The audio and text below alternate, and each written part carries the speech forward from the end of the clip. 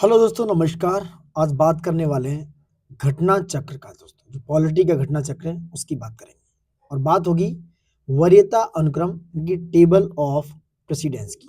जो table of precedence है, and we are talking about Indian parliament, and it is the very very important for UPSC, SSC, CGL और state PCS, and these topics are high yielding and frequently asked in your exams. So we are talking about president, table of precedence and Indian parliament, and you know very well about that this is very one short Indian parliament topic, and it is very most favorable UPSC student topic. So you got my point. यहाँ हम complete road map की बात करेंगे, पूरा एक एक चीज को डिटेल में समझेंगे। ये बहुत क्रिस्टल क्लियर होने वाला है दोस्तों। Got my point. चलिए अब बात करेंगे टेबल ऑफ प्रेसिडेंस की। जैसे आप समझेंगे टेबल ऑफ प्रेसिडेंस, मैं थोड़ा ओवरव्यू देता हूं। वरीयता अनुक्रम और the table of precedence, it is the official protocol, you know very well, it is the official protocol list that determine the rank and order of the high ranking official in the government of India. ये होता है आपका वरीयता अनुक्रम। और हाँ, it is maintained by ministry of home affair, ये भी याद रखना। It is maintained by the ministry of home affair and used for the ceremonial purpose like 26 January 2026 Republic Day and all and all. So now we are talking about top rank 1 to 10 table of precedence की बात करेंगे। मैं यहाँ overview देता हूँ। Number 1 पे आप देखेंगे प्रेसिडेंट ऑफ इंडिया है, प्रेसिडेंट ऑफ इंडिया। नंबर 2 पे है vice president of India. Number 3 पे प्राइम मिनिस्टर ऑफ इंडिया है, पीएम साहब, prime minister of India. Number 4 पे याद रखना, ये आता है क्वेश्चंस, ये क्वेश्चन आपके जितने भी स्टेट पीसीएस हैं, इवन यूपीएससी में, ये क्वेश्चंस आपके एग्जाम्स में डायरेक्टली हिट करते हैं। सो मिस मत करना, लास्ट तक बने रहिए। इसमें पार्लियामेंट के चैप्टर को मैं कंप्लीट करने वाला हूँ, ठीक है। चलिए वापस आते हैं। नंबर 4 की बात करेंगे तो गवर्नर ऑफ स्टेट्स, जो गवर्नर होते हैं विद देयर रिस्पेक्टिव स्टेट्स में, वो जो उनका रिस्पेक्टिव स्टेट्स है वहां पर जो गवर्नर होंगे उनको चौथे नंबर पर रखा गया। 5वें नंबर पर बात करेंगे फॉर्मर प्रेसिडेंट, जो फॉर्मर प्रेसिडेंट है। और वहीं इसी में इनके इक्वल 5A में, जो 5A है, मैं लिख देता हूं, 5A में होंगे दोस्तों deputy prime minister. Deputy prime minister ये कोई भी हो सकते हैं, तो डिप्टी प्राइम मिनिस्टर की क्या है, ये फॉर्मर प्रेसिडेंट के इक्वल रखा जाएगा इनको।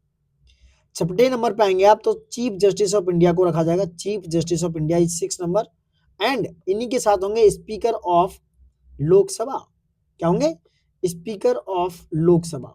स्पीकर ऑफ लोकसभा को 6 नंबर पे रखा जाएगा। 7 नंबर की बात करेंगे, मैं एक ओवरव्यू दे रहा हूँ, यूनियन कैबिनेट मिनिस्टर्स, ठीक है।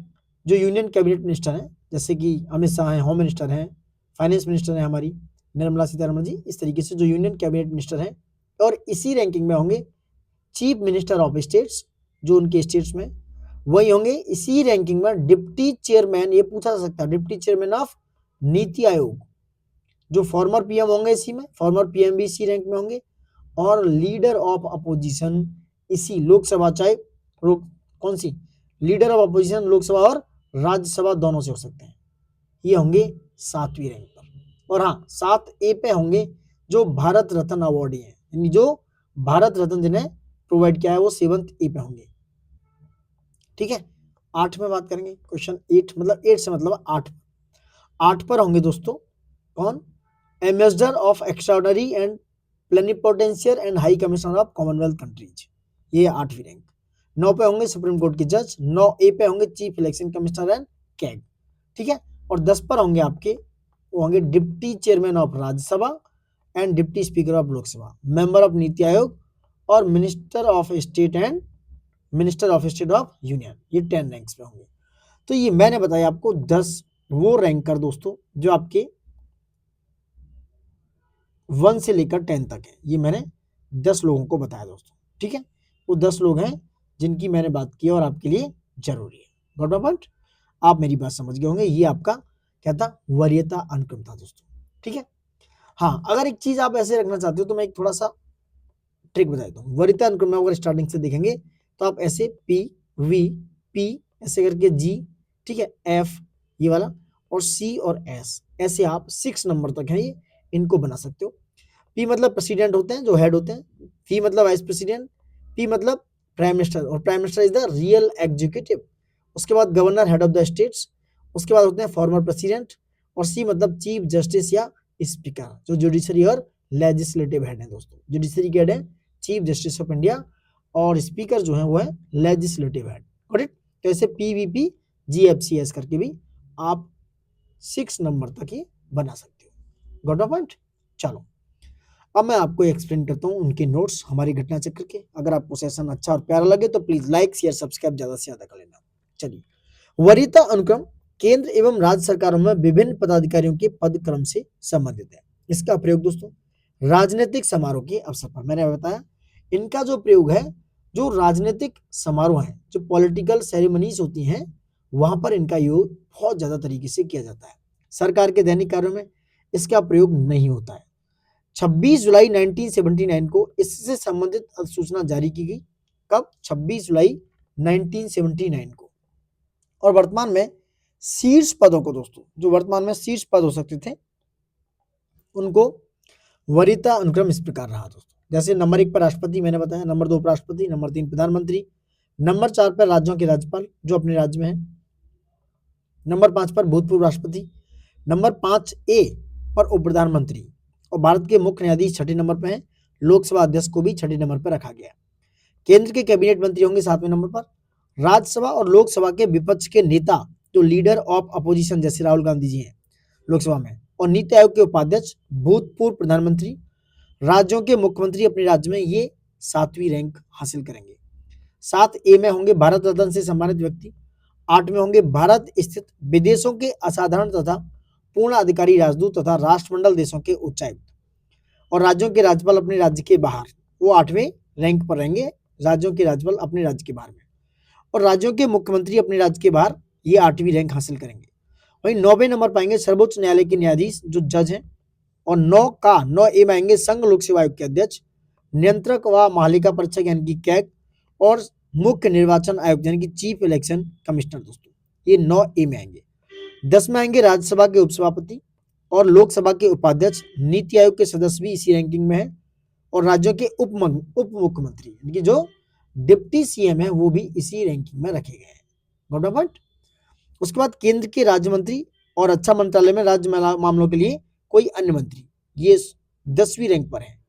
11वीं रैंक पर आएंगे भारत के महान्यायवादी, जो कि अटॉर्नी जनरल होंगे, कैबिनेट सचिव होंगे, और उपराज्यपाल, जो डिप्टी गवर्नर होंगे, जैसे उपराज्यपाल होते हैं अपने संघ शासित क्षेत्र में, यूनियन टेरिटरी में, ठीक है, जैसे यहाँ दिल्ली में है।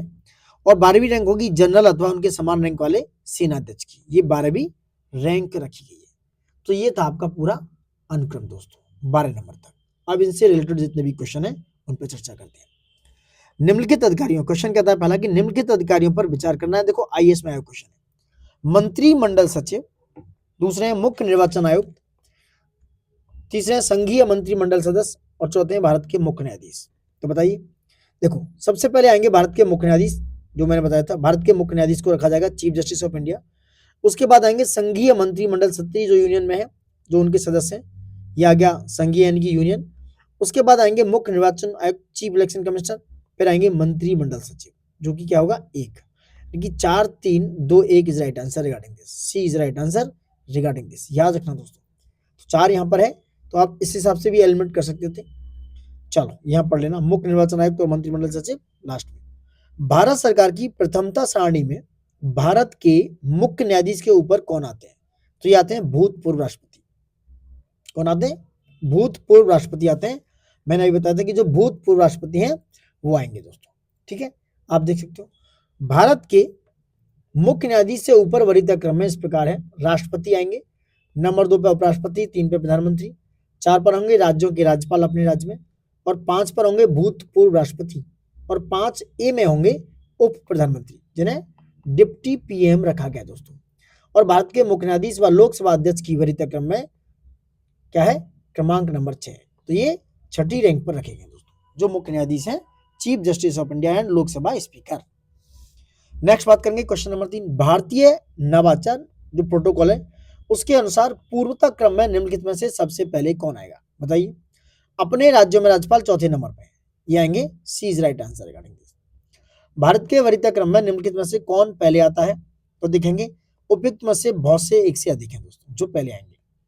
टेबल प्रेसिडेंस की बात करेंगे तो रैंक एवं ऑर्डर से संबंधित है। वर्तमान में सूचना जारी हुई 26 जुलाई 97 को, ये मैंने ऊपर बताया, जिसके अनुसार यूपीएससी के अध्यक्ष, मुख्य निर्वाचन आयुक्त और भारत के नियंत्रक और महालेखा परीक्षक, यानी बात करेंगे जो कैग है, कैग हो गए यूपीएससी के जो अध्यक्ष हो गए, कैग हो गए चीफ इलेक्शन कमिश्नर हो गए, इन तीनों को समान रैंक रखी गई है और रैंक यानी कि 9A, क्या रखी गई? 9A में रखा गया। जबकि उच्च न्यायालय के मुख्य न्यायाधीश को उच्च न्यायालय के क्षेत्राधिकार के अंतर्गत 14वें स्थान पर रखा गया। ठीक है, ये उच्च न्यायालय के न्यायाधीश की बात हो रही है। जबकि उच्च न्यायालय के क्षेत्राधिकार के बाहर वो 17वें स्थान पर उनको रखा गया है। ठीक है, आंसर ई हो गया। चलो क्वेश्चन नंबर 5 पर चर्चा करते हैं। भारत सरकार में सबसे ऊंचे पद का सिविलियन अधिकारी कौन होता है दोस्तों? ये होते हैं मंत्रिमंडल सचिव। भारत सरकार में सबसे ऊंचे पद का सिविलियन अधिकारी जो आईएएस से बनता है दोस्तों, यूपीएससी करने के बाद जो आईएएस बनते हैं उसमें से ये मंत्रिमंडल सचिव बनते हैं। तो सिविलियन अधिकारी मंत्रिमंडल सचिव होता है। यह मंत्रिमंडल सचिवालय का प्रमुख है और यह देश का वरिष्ठतम लोक सेवक होता है। देश का वरिष्ठतम पब्लिक सर्वेंट होता है दोस्तों। क्या होता है? Public servant. भारत सरकार में सर्वोच्च शासकीय अधिकारी कौन है? यह है भारत के मंत्रिमंडल सचिव। C is the right answer. Got it. अब आते हैं दोस्तों अपनी लोकसभा पार्लियामेंट पर चर्चा करने वाले हैं। जो मैंने बताया था आपका जो टेबल ऑफ प्रेसिडेंस है वो खत्म हो चुका है। अब बात करेंगे संसद, यानी कि संसद मतलब पार्लियामेंट पे। ठीक है, पार्लियामेंट की चर्चा होगी बेहतरीन तरीके से। अच्छा चैप्टर है और दावा यहाँ से 3 से 4 क्वेश्चन कई बार आ जाते हैं आपके एग्जाम्स में, तो मिस करने जैसी गुंजाइश नहीं है। लास्ट तक बने रहिए और वीडियो को देखते रहिए। थोड़ा मैं ओवरव्यू देता हूँ यहाँ पे। ओवरव्यू क्या है हमारा कि भाई जो संसद है यानी कि पार्लियामेंट ऑफ इंडिया है, it is the supreme legislative body है दोस्तों। हमारी रिपब्लिक ऑफ इंडिया की जो लॉ बनाने वाली सबसे बड़ी सुप्रीम लेजिस्लेटिव बॉडी है और it follow the by cameralism. आपने देखा होगा बाई कैमरलिज्म, ये जो बाई कैमरल सिस्टम है उसको फॉलो करती है। क्यों? ये हमारी ब्रिटिश वेस्टमिंस्टर जो है अमेरिका को, सॉरी यूके में जो पार्लियामेंट है उसका बेस है, उस मॉडल को फॉलो करती है। वही आर्टिकल 79 से लेकर, ये आर्टिकल 79 से लेकर आर्टिकल 122 तक, आर्टिकल 79 से लेकर 122 तक पूरी चर्चा की गई है दोस्तों पार्लियामेंट के बारे में। पार्लियामेंट किस किस से मिलकर बनती है? पार्लियामेंट के पार्ट है president, president is the part of the parliament, और 2 हाउस होते हैं, 2 हाउस हैं। कौन कौन से हैं 2 हाउस? नंबर 1 होता है लोकसभा और दूसरा होता है राज्यसभा। जो राज्यसभा होता है this is the council of state. Lok Sabha होता है house of the people, Rajya Sabha upper house और लोकसभा होता है लोअर हाउस दोस्तों। Got my point? ये चीज आप समझते होंगे। और हाँ, राज्यसभा का जो आर्टिकल है वो आर्टिकल किसमें? राज्यसभा आर्टिकल 80 में। आर्टिकल 79 में तो पार्लियामेंट है यानी कि संसद की जानकारी कहां पर है? वो है आर्टिकल 79 में। लेकिन आर्टिकल 80 में क्या है? राज्यसभा। और आर्टिकल 81 में लोकसभा के बारे में बात कही गई है दोस्तों। आर्टिकल 81 में लोकसभा के बारे में चर्चा की गई है। कुछ और देख लेते हैं इनके बारे में। ठीक है, चलिए क्या है इनके बारे में चर्चा करेंगे। थोड़ा सा मिटा देते हैं इनको। चलो क्या है चर्चा करते हैं। अब बात करेंगे दोस्तों जो मैक्सिमम स्ट्रेंथ है, तो राज्यसभा में मैक्सिमम स्ट्रेंथ हो सकती है जो 250, अभी प्रेजेंट में वो है 245 है, लेकिन मैक्सिमम स्ट्रेंथ 250 राज्यसभा में हो सकती है। लेकिन वहीं बात करेंगे लोकसभा में, लोकसभा में जो स्ट्रेंथ हो सकती है मैक्सिमम 550 हो सकती है, लेकिन प्रेजेंट में है वो 543। जो लोकसभा एमपी होते हैं उनकी बात कर रहा हूँ। और राज्यसभा को दोस्तों आप कभी भी, it is a permanent house, इसको डिजॉल्व नहीं कर सकते। और ये परमानेंट हाउस नहीं है लोकसभा, एवरी 5 ईयर टर्म पर इसको आप दूसरा मतलब इलेक्शन होता है और अगली लोकसभा चुनी जाती है, उस तरीके से नॉट परमानेंट हाउस। ठीक है, यहाँ प्रिसाइड करता है एक चेयरमैन, यहाँ स्पीकर होता है और इसमें मिनिमम एज है 30 ईयर और इसमें है लोकसभा में 25 ईयर्स। कितना? 25 ईयर्स दोस्तों। ठीक है, और इलेक्शन मेथड है इसका राज्यसभा के जो एमपी चुने जाते हैं वो इनडायरेक्टली चुने जाते हैं, क्योंकि ये स्टेट एमएलए के द्वारा चुने जाते हैं, जो स्टेट एमएलए होते हैं उनके द्वारा। और जो डायरेक्ट लोकसभा है ये डायरेक्ट इलेक्शन होते हैं और ये पीपल्स के द्वारा, बाय द पीपल्स, यानी लोगों के द्वारा लोकसभा के जो मेंबर हैं वो चुने जाते हैं। Got point? तो ये पूरा आंकड़ा था आपसे रिलेटेड, मैंने बताया, ये थोड़ा ओवरव्यू मैंने दिया है। अब चर्चा करेंगे आप अपने इसके साथ दोस्तों। क्या है चर्चा? इस पर चर्चा कर लेते हैं एक बार।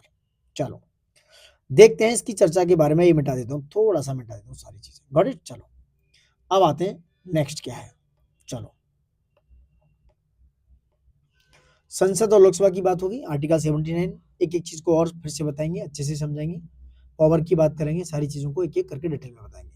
जितने भी कॉन्स्टिट्यूशनल आर्टिकल है, मैंने जैसे बताया 79 से लेकर जो आर्टिकल है 122 तक, ये पार्लियामेंट को क्या है, पार्लियामेंट के लिए सारे आर्टिकल हैं, कॉन्स्टिट्यूट आर्टिकल हैं, ये की आर्टिकल्स हैं उसके, बहुत इंपॉर्टेंट आर्टिकल्स। चलो संसद मतलब कि पार्लियामेंट, ये संघीय सरकार का एक विधायी अंग है। विधायी मतलब लेजिस्लेटिव ऑर्गन है दोस्तों, संघीय सरकार का लेजिस्लेटिव ऑर्गन है संसद दोस्तों।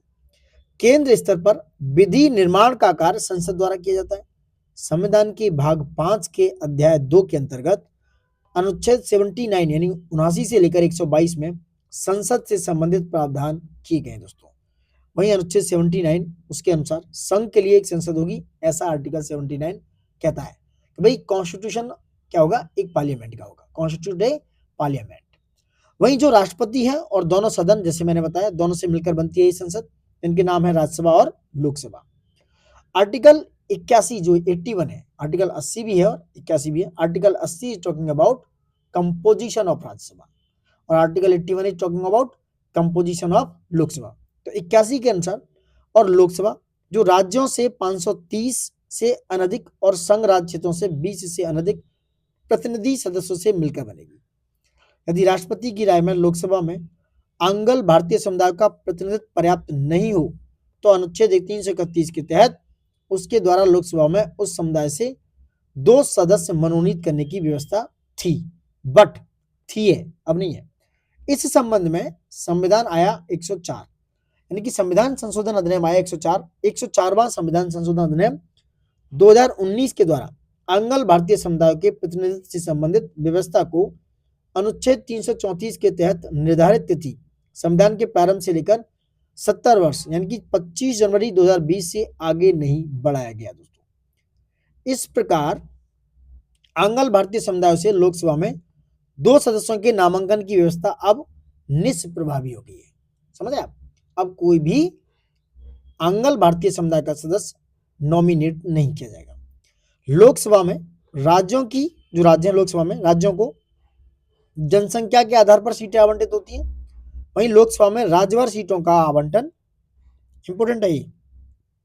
लोकसभा में जो लोकसभा है वहां पर राज्यवार सीटों का आवंटन 1971 की जनगणना पर, ये क्वेश्चन आया हुआ है भाई कौन सी जनगणना है, 1971, उसकी जनगणना के आधार पर, जबकि प्रत्येक राज्य का प्रादेशिक निर्वाचन क्षेत्रों में विभाजन जो है, यानी कि जो कॉन्स्टिट्यूएंसीज में विभाजन है, डिवीजन है, वो 2001 की जनगणना की, यानी कि 87वां संविधान संशोधन 2030 में आया था, तो 2001 की जनगणना के आधार पर आधारित है।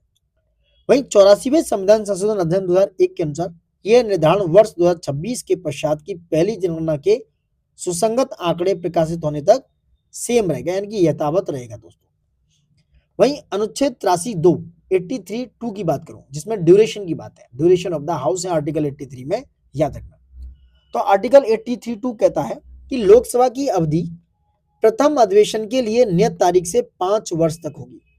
हालांकि राष्ट्रपति को 5 वर्ष से पूर्व किसी भी समय लोकसभा को विघटित डिसोल्यूशन करने का अधिकार है।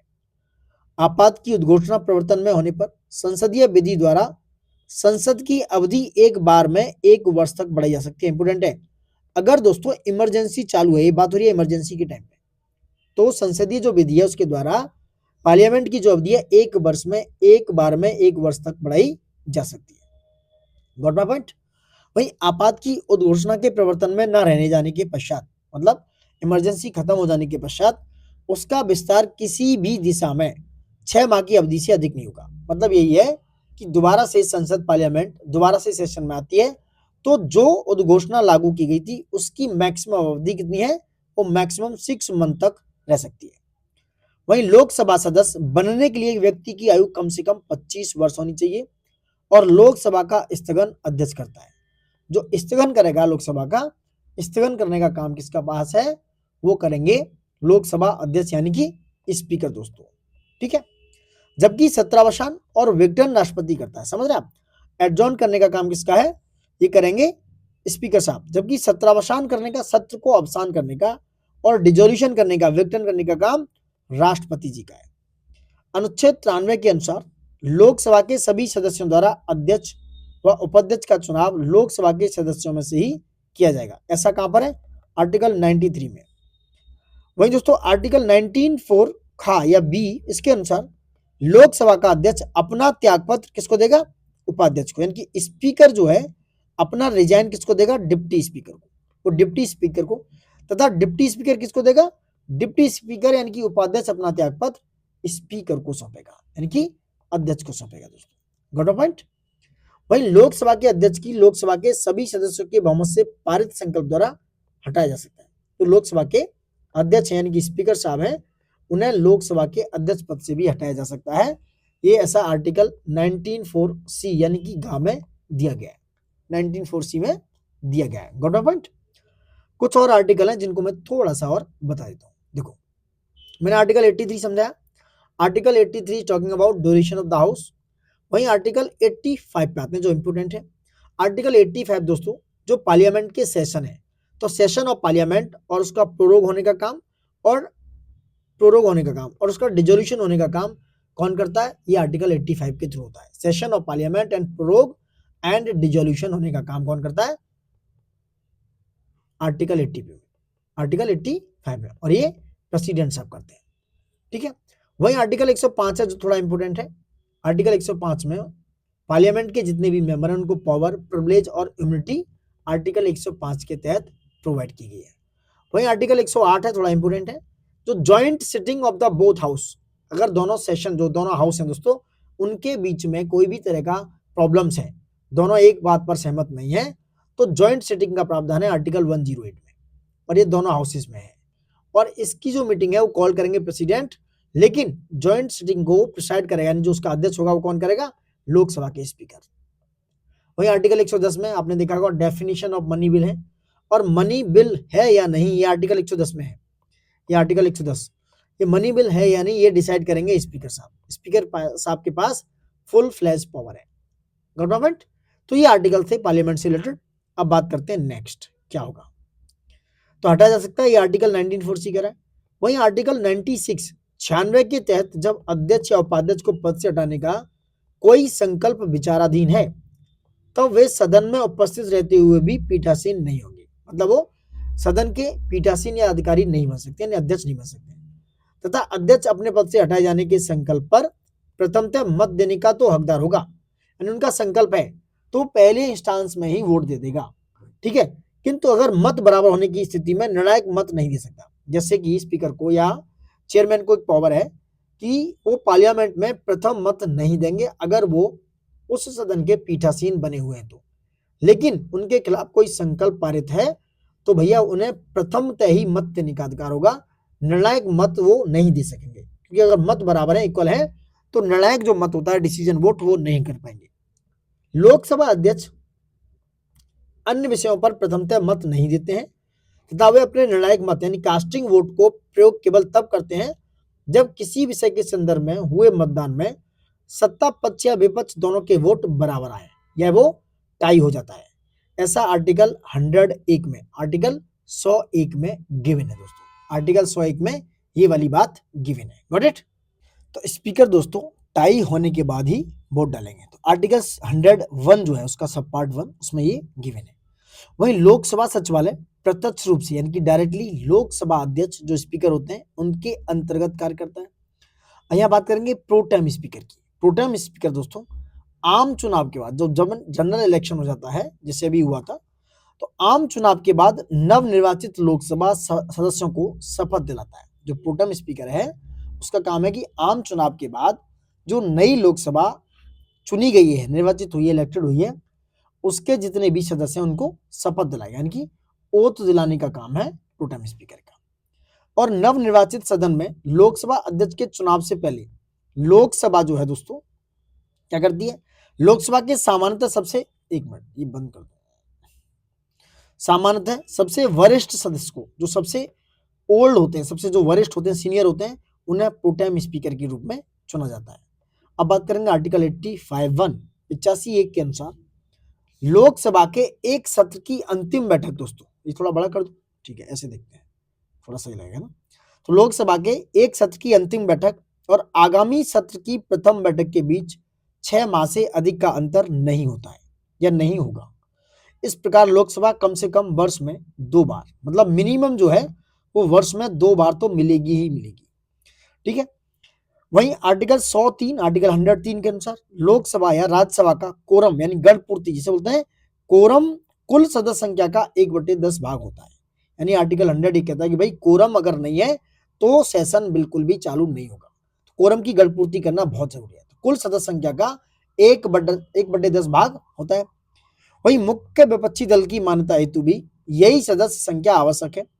उत्तर प्रदेश राज्य लोक सेवा जो आयोग है, राज्य उत्तर प्रदेश राज्य लोकसभा में सर्वाधिक प्रतिनिधित्व रखता है दोस्तों। लोकसभा में अगर देखा जाए तो 80 मेंबर, जो 80 एमपी हैं वो कहां से आते हैं? अकेले उत्तर प्रदेश से। 80 एमपी अकेले उत्तर प्रदेश से आते हैं। इसके बाद क्रम से महाराष्ट्र 48 और पश्चिम बंगाल का स्थान है। ठीक है, यूपी से 80 आते हैं दोस्तों एमपी, और वहीं महाराष्ट्र से कितने आते हैं? महाराष्ट्र आते 48, महाराष्ट्र से 48 और वेस्ट बंगाल से आते हैं 42। Got my point. वर्तमान में 6 जनवरी 2022 से लोकसभा निर्वाचन क्षेत्र के लिए प्रत्याशी हेतु चुनाव का व्यय, इलेक्शन का जो एक्सपेंडिचर है उसकी अधिकतम सीमा 95 लाख रुपए, कुछ राज्यों में संघीय क्षेत्रों में 75 लाख है, तथा विधानसभा निर्वाचन क्षेत्र के लिए 40 लाख रुपए, कुछ राज्य संघीय क्षेत्रों में 28 लाख रुपए निर्धारित की गई है। लोकसभा का प्रथम चुनाव 25 अक्टूबर 1951, याद रखना 25 अक्टूबर 1951 से 21 फरवरी 1952 तक चला था। यह चुनाव 489, ये भी पूछ सकते हैं कितनी सीटों पर हुआ? 489, 489 सीटों के लिए हुआ था। प्रथम लोकसभा का पहला अधिवेशन, ये भी पूछा जाता है, 13 मई 1952 को हुआ। प्रथम अधिवेशन लोकसभा का कब हुआ? 13 मई 1952 को। 15 मई 1952 को गणेश वासुदेव मावलंकर, जीवी मावलंकर कहते हैं, इन्हें लोकसभा का प्रथम अध्यक्ष बनाया गया दोस्तों। तथा 27 फरवरी 1956 तक, जब तक उनकी मृत्यु नहीं हुई, इस पद पर वो आसीन रहे। पहली लोकसभा के शेष कार्यकाल के लिए तत्कालीन उपाध्यक्ष जो थे एम अनंत शयनम अयंगर, लोकसभा अध्यक्ष 8 मार्च 1956 को बने थे, जो कि द्वितीय लोकसभा के भी अध्यक्ष रहे दोस्तों। वर्ष 1954 में जेबी कृपलानी सहित विपक्ष के 21 सांसदों द्वारा लोकसभा के प्रथम अध्यक्ष जीवी मावलंकर के विरुद्ध अविश्वास प्रस्ताव लाया गया था, जिसे लोकसभा द्वारा अस्वीकृत यानी अनएक्सेप्टेड कर दिया गया। और लोकसभा की प्रथम महिला अध्यक्ष थी मीरा कुमार, ये पूछा जाता है।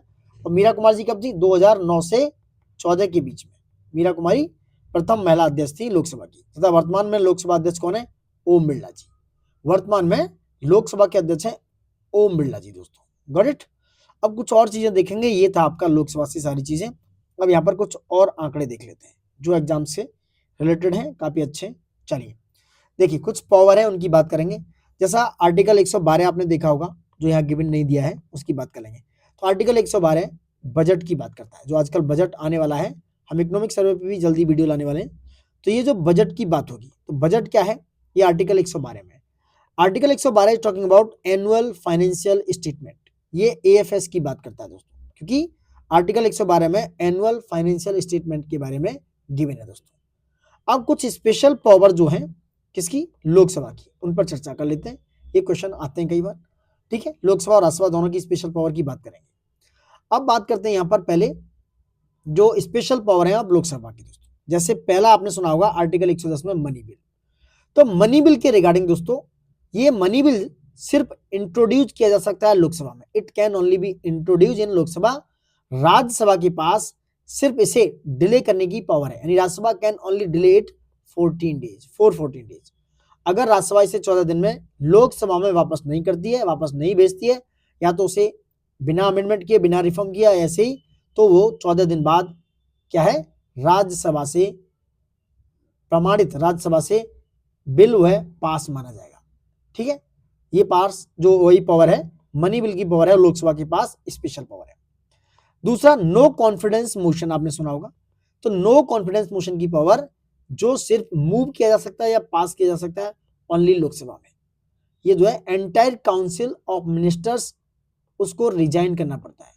अगर नो कॉन्फिडेंस मोशन लोकसभा में पास हो जाता है तो क्या है? एंटायर जो काउंसिल ऑफ मिनिस्टर्स, उसे रिजाइन करना पड़ता है। तीसरी पावर बात करेंगे जॉइंट सेटिंग के बारे में।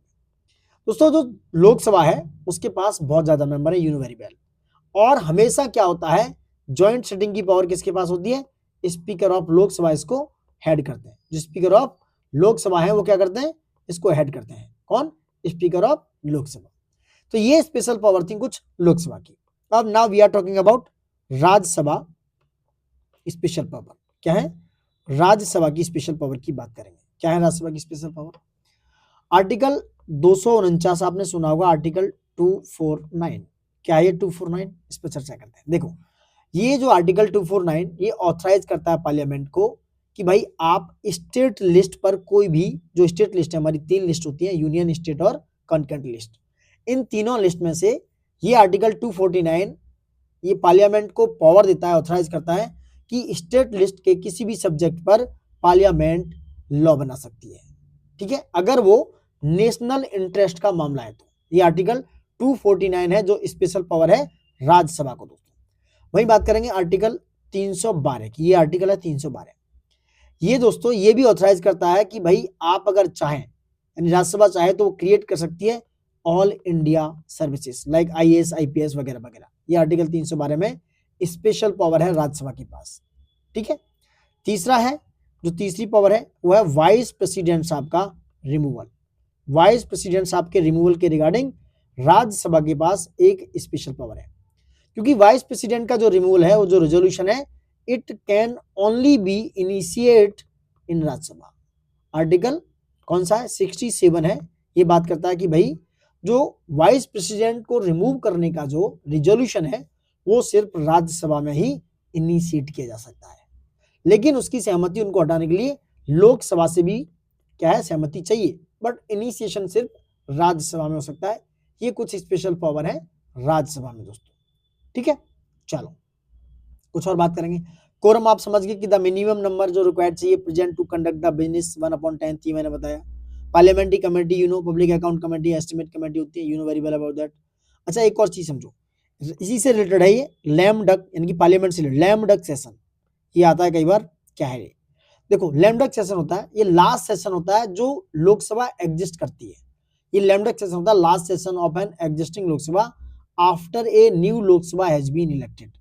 ठीक है, जैसे मान लो 5 साल बाद चुनाव होने, तो वो लास्ट सेशन होता है, उसे कहते हैं लैम डक सेशन। जब नई लोकसभा चुनी जानी हो उससे पहले, उसे कहेंगे लैम डक सेशन। दोस्तों गॉट माय पॉइंट, ये सारी चीजें थी इससे रिलेटेड दोस्तों। अब बात करेंगे कुछ और, अब आते हैं क्वेश्चन आंसर पर जाते हैं। बहुत सारी चीजें हैं, कुछ अगर रह जाएगा तो फिर देखते हैं। चलो क्वेश्चन आंसर समझो। लोकसभा के लिए चुनाव में निर्वाचित होने के लिए किसी व्यक्ति के लिए न्यूनतम मिनिमम आयु सीमा है, अभी बात हुई थी 25 वर्ष। देखो थोड़ा जल्दी से करेंगे इनको, क्योंकि मैंने ऊपर एक्सप्लेन कर दिया। संविधान के अनुच्छेद 84 खा या 84 बी के अनुसार लोकसभा में निर्वाचित होने के लिए न्यूनतम आयु 25 वर्ष है, वहीं राज्यसभा में 30 वर्ष। दोस्तों संसद सदस्य बनने हेतु न्यूनतम उम्र क्या है, अब देखिए दो चीजें यहाँ पर क्लैश है। संसद का ये 25 वर्ष भी हो सकता है आंसर, और 30 वर्ष भी, क्योंकि 30 वर्ष राज्यसभा और संसद में तो राज्यसभा और लोकसभा दोनों आते हैं, लेकिन यहाँ पर आंसर या तो ये ई होना चाहिए या फिर सी होना चाहिए, क्योंकि यहाँ पर दोनों आंसर हो सकते हैं। लोकसभा का सदस्य चुने जाने के लिए एक व्यक्ति की किस आयु से कम नहीं होना चाहिए, तो वो 25 वर्ष है। लोकसभा के लिए निर्वाचन के बारे में निम्नलिखित में से कौन सा कथन सही नहीं है, पढ़ो सारे अच्छे से पढ़ो, यूपीपीसीएस मेंस 2011 में आया क्वेश्चन है। निर्वाचन वयस्क मताधिकार के आधार पर होता है, ठीक है। निर्वाचनों का संचालन निर्वाचन आयोग यानी कि इलेक्शन कमीशन ऑफ इंडिया करता है, ठीक है। निर्वाचनों के लिए मतदाताओं की सूची को राष्ट्रपति के निर्देशन और नियंत्रण में तैयार किया जाता है, यही क्या चाहिए, गलत है। निर्वाचन आयोग के अनुरोध पर राष्ट्रपति निर्वाचन आयोग को उसके कार्यों के निर्वहन के लिए आवश्यक कर्मचारी बंद उपलब्ध कराता है, कौन, राष्ट्रपति, ये सही है, सी गलत है, क्योंकि जो निर्वाचन के लिए मतदाताओं की सूची को दोस्तों राष्ट्रपति के निर्देशन में नहीं किया जाता। भारत में संसद और प्रत्येक राज्य के विधानमंडल के लिए कराए जाने वाले जितने भी इलेक्शन है उससे राष्ट्रपति और उपराष्ट्रपति के भी इलेक्शन है, जो मतदाता सूची है उस मतदाता सूची या निर्वाचक नामावली को तैयार करने का कार्य सेंट्रल इलेक्शन कमीशन करता है, central election commission of India करता है, इलेक्शन कमीशन ऑफ इंडिया करता है, उसके निर्देशन और नियंत्रण में किया जाता है। कौन से आर्टिकल के अंदर, आर्टिकल 324(1) के अंतर्गत, ठीक है। चलो क्वेश्चन नंबर 5 पे आओ, क्या है 5 question is very important, colour का वाला दिक्कत है। चलो, लोकसभा के निर्वाचन के लिए नामांकन पत्र, लोकसभा के निर्वाचन इलेक्शन के लिए नामांकन पत्र भारत के किसी नागरिक द्वारा जिसका नाम किसी निर्वाचन क्षेत्र की मतदाता सूची में दाखिल किया जा सकता है। आइए 17 का क्वेश्चन है, सी इज द राइट आंसर। लोक प्रतिनिधित्व अधिनियम 1951 आरपीए एक्ट है, आरपीए एक्ट 1951 की धारा 4 के अनुसार लोकसभा सदस्य के निर्वाचन के लिए किसी भी सामान्य सीट सिक्किम के अतिरिक्त, दोस्तों याद रखना, नामांकन पत्र दाखिल करने के लिए किसी नागरिक को किसी भी राज्य या संघ राज्य क्षेत्र के किसी निर्वाचन क्षेत्र का पंजीकृत यानी कि रजिस्टर्ड मतदाता होना चाहिए। अनुसूचित जातियों के लिए आरक्षित लोकसभा सीटों पर नामांकन के लिए जो SC ST में है उनकी बात हो रही है, उनके लिए किसी भी राज्य की अनुसूचित जाति का सदस्य या किसी भी संसदीय निर्वाचन क्षेत्र में पंजीकृत मतदाता होना आवश्यक है। असम के स्वायत्त शासित जिलों और लक्षद्वीप में अनुसूचित जनजातियों के लिए आरक्षित लोकसभा सीटों पर नामांकन हेतु उसी क्षेत्र की अनुसूचित जनजाति का यानी कि उसी क्षेत्र की SC जनजाति का होना आवश्यक है। ठीक है, ये सारी चीजें आप पढ़ लेना एक बार।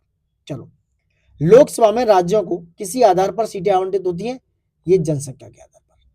लोकसभा के सदस्यों के चुनाव के प्रयोजन के लिए प्रत्येक राज्य को प्रादेशिक निर्वाचन क्षेत्रों में विभक्त कर दिया जाता है और प्रत्येक राज्य को प्रादेशिक निर्वाचन क्षेत्रों में ऐसी रीति से विभाजित यानी कि डिवीजन किया जाता है कि प्रत्येक निर्वाचन क्षेत्र की जनसंख्या तथा उसके लिए नियत किए गए सदस्यों की संख्या का अनुपात समस्त राज्य में यथासाध्य एक ही हो।